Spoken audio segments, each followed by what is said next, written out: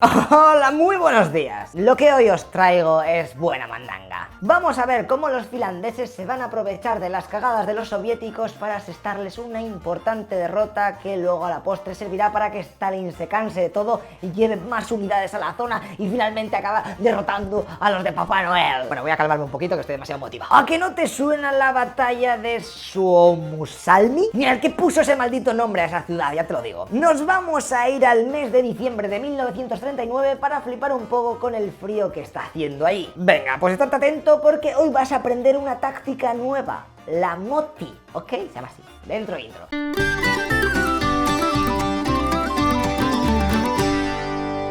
Ok, pues nos vamos a la guerra de invierno, que espero que hayas visto los anteriores vídeos porque a lo mejor no te vas a enterar de nada. Y teníamos a los soviéticos que llevaban una semana invadiendo por todos los frentes a Finlandia. Como ya os dije, estaban fatalmente pertrechados para aquellas temperaturas de menos 40 grados. Y además el país ese era un Cristo, lleno de lagos congelados, bosques, marismas, vamos, un jodido mapa de esos que dan asco cuando juegas a Age of Empires, lo mismo. Vale, pues la historieta que hoy os vengo a contar pasa en esta zona del centro del frente de Finlandia. Ahí, ¿veis ese pueblo rodeado de 1000 lagos? Bueno, pues se llama Suomussalmi. Y aunque no lo creas, es un importante punto, ya que tiene una estación de tren crucial para que las tropas soviéticas puedan recibir suministros. Así que el plan de los de Stalin es el siguiente: se va a lanzar una gran ofensiva para capturar aquel lugar y luego poco a poco tirar hasta Oulu, que está a este otro lado, de tal manera que se corte el país en dos y así Finlandia caiga mucho más rápido. Bueno, pues el plan parece bastante sencillo. Vamos a ver qué ocurre. Conozcamos antes a los 17.000 soldados de Mongolia que van a ser los encargados de atacar por el norte a la ciudad esta del nombre chungo. Es la división 163 y tienen órdenes de conquistar aquella zona, y 2 días después de su ofensiva recibirán apoyos de la 44 motorizada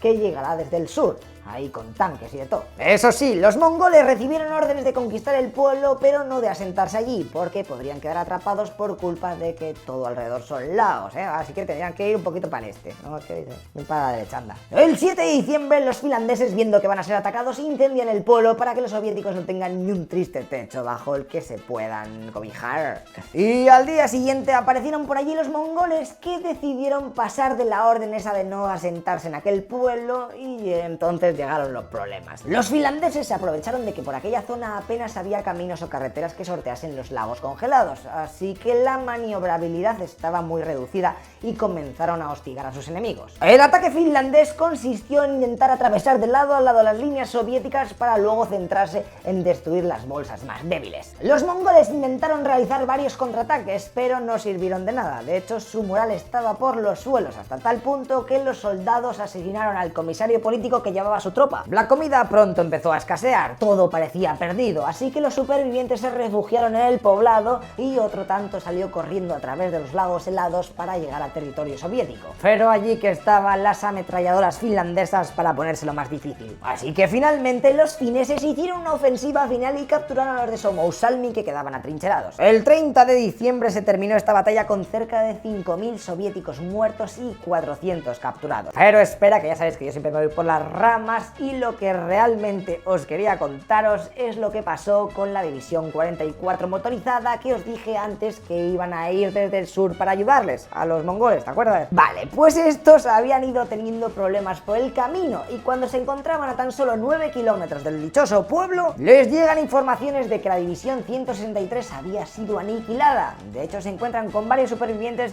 que comentan a la tropa todas las penurias que habían sufrido ahí en el pueblo ese. Pues nada, no os hablé más. El oficial al mando de estos cerca de 30.000 ucranianos decidió preparar a sus tropas para estar a la defensiva mientras iban avanzando, porque ahora que el territorio no estaba muy seguro, que digamos. Daos cuenta de que todos estos hombres estaban en la estrecha carretera Rate, con sus unidades súper estiradas, porque no caben, a lo largo de 30 kilómetros y rodeados por multitud de bosques y lagos congelados. Ellos no lo sabían, pero estaban posicionados al pelocho para que la táctica de los finlandeses funcionase. Los que jugaban en casa sabían el mapa a la perfección, eran unos cracks con esto de los esquís, y poco a poco pusieron en práctica de nuevo la táctica conocida como Moti, la cual es bastante sencilla. Hay que atacar por medio de las unidades, ¿vale? Dividirlos, o sea, separar la parte frontal y la cola, y luego reventar a todos los del medio, así. Esto en pequeña escala, ¿sabes? No vas a Claro, pues venga, este cachico.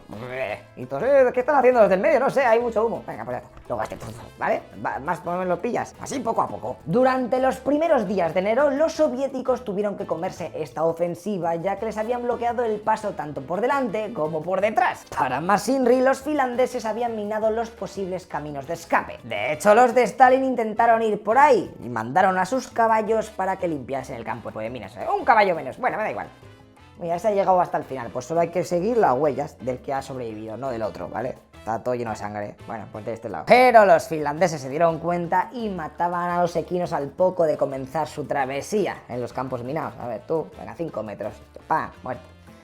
Tenéis 5 metros sin minas. Listo, os queda un porro. Venga. Así que no había salida. Todos en fila siendo atacados por los flancos y poco a poco incomunicados de sus colegas de adelante y de atrás. Buah, esto parece una peli de miedo. Madre mía, los de atrás han desaparecido. Vamos a ser los siguientes. El 6 de enero, viendo que no sabía qué hacer, el comandante comunicó a sus tropas que a partir de aquel momento todo hombre iba a su bola. Vamos, un sálvese quien pueda en toda regla. Los finlandeses, por su parte, a los grupos que todavía no había podido llevarse por delante, les hacía una púa muy grande. Aprovechaban la oscuridad e iban donde los ucranianos habían montado fogatas para entrar en calor y les tiraban un explosivo a todo el fuego. Así que ¡pum! Todos los de alrededor muertos. Por si esto no fuese poco, también se ensañaban con las cocinas. Destruyeron un gran número de ellas, haciendo que los soldados pronto empezasen a padecer hambruna. ¿Sabes? Pues no te vas a comer las cosas congeladas, que esto es una roca, esto no hay que... Ah, no, es una roca, espera. Esto es pan, ¿no? Es que no veo, tío. Sí es pan. ¿Esto quién se lo come, loco? ¿De qué? ¿Hace una semana? Vamos a morir. Tal era el caos y la desesperación que ante la derrota inminente los tanques soviéticos se dieron la vuelta y abandonaron a la infantería, atropellando a los soldados que se les ponían en medio ahí pidiendo ayuda. ¡Llévame conmigo! Uy. Vale, pues no, lo podías haber dicho de otra forma, ¿no? El 8 de enero de 1940, a las 8 de la mañana, se puso final a esta cruenta batalla de la carretera Ratte. El resultado, como puedes prever, fue un desastre. 25.000 muertos, 2.000 hombres, 65 tanques, 437 camiones, 10 motos, 1.700 caballos y casi 100 piezas de artillería capturadas. Además de fusiles, ametralladoras, cañones antiaéreos, bueno, la pera limonera. Mientras que los finlandeses tan solo sufrieron 900 bajas. Estos aprovecharon todo el equipo capturado para ayudar a las unidades del Istmo de Karelia que estaban en las últimas. Para que os hagáis una idea de la estampa que quedó en aquella carretera, un corresponsal de guerra norteamericano describió aquello como un calidoscopio de cuerpos de 4 millas de largo. Pero sorpresa, sorpresa, ¿a que no sabéis quién consiguió escapar de allí? Pues el comandante de esta división. Vinogradov, efectivamente, logró llegar a la Unión Soviética, pero para el caso patatas, porque ante semejante desastre le juzgaron y lo fusilaron junto a otros 3 oficiales de su división. Esta victoria finlandesa sirvió para varias cosas. Stalin terminó de enfadarse y preparó la ofensiva final para conquistar Finlandia, acabando con ella a mediados de marzo del 40. Los aliados que iban a mandar tropas para ayudar a Finlandia vieron cómo ellos eran capaces de detenerlos solitos, así que esperaron un poco. Pero luego, al mes, cuando quisieron retomar aquella oferta para proporcionarles tropas y ayuda, ya fue demasiado tarde. Los nazis vieron cómo, a poco que te lo currases, una victoria fácil contra los soviéticos podía ser una realidad. Y por último, el ejército rojo reestructuró sus unidades. En vez de tener infantería y tanques cada uno por su lado, a partir de entonces los cuerpos serían mixtos, en plan 10 soldados de infantería por cada tanque. Y estos fueron los dos fails de la Unión Soviética que os quería contar en este vídeo, aunque ya hemos visto que luego lo supieron solventar. Quién sabe, a lo mejor si llegan a conquistar Easy a Finlandia no hubieran aprendido una mierda y los alemanes les hubieran conquistado rápidamente luego en la Operación Barbarroja. ¡Ay, chavales! Esto es una lección de la vida. No hay mal que por bien no venga. Aunque en verdad estamos hablando de miles de vidas humanas, así que no sé si se puede hacer este símil. Bueno, pues hablando de muertos, seguro que has jugado con la VP o en algún juego donde puedas ser francotirador y te has flipado ahí a campear, cosa mala, ¿verdad? Pues acaba de llegar el momento de conocer a Simo, ¡yujú!, más conocido como la Muerte Blanca. Y fíjate que murió hace nada, en 2002. Este tío es el sniper que más soldados enemigos ha matado a lo largo de la historia de la humanidad. en una vida, en una partida, ¿vale? Venga, pues Quiniela, escribe en los comentarios cuál crees que es el score de Simo. Tranquilo, que en el próximo vídeo te voy a decir la respuesta. Y es que vamos a conocer cómo se las gastaba este finlandés y qué trucos tenía para luchar contra los soviéticos. Y ya de paso, si quieres verte el peliculón de Enemigo a las puertas, que nunca vine más verla otra vez, aunque no trata sobre esto, es de Stalingrado, pero da igual, es gratis. Por cierto, en el próximo vídeo también vamos a aprender un poquito sobre los cócteles Molotov. Así vas un combo, es que vamos a aprender de dónde viene el nombre. ¿Se inventaron en España? ¿Sí? ¿En la guerra civil? Bueno, pues es que lo vamos a ver todo. Venga, tíos, hasta luego, loco pizzas.